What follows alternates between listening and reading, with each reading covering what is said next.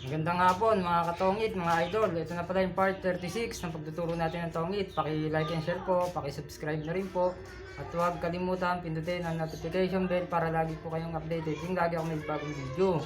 Paki-follow na rin po ako sa Facebook page ko, Budoy Costello. Ito na po ang ituturo natin mga idol.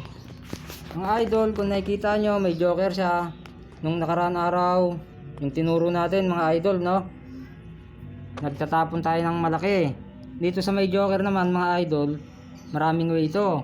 Baliktad naman gagawin natin. Kasi alam mo sa tongit mga idol, ano yan eh, baliktaran yung laro dyan eh.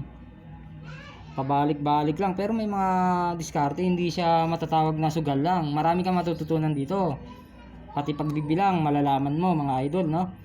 Ngayon, ang gagawin natin mga idol, hindi na tayo tatapon ng malaki gaya nung nakaraan araw. Dito na tayo sa maliit. Halimbawa, sample lang to. Ito ay tatapon natin. Di pag nakakuha tayo nito, halimbawa, alin sa dalawa, nakuha natin, halimbawa, king, no, ganyan. Magiging ano na lang po tayo. 5 kasi tatapon ulit natin yan pag nakuha tayo. Ganun po mga idol, no. Ito mga idol, para to sa mga naglilibang lang na hindi nakakaalam sa joker kung paano gamitin, ha. Kasi marami ko napapanood yan, ha. Gaya ng sinabi ko, para lang to sa naglilibang na hindi pa nalalaman kung paano gamitin to, ha.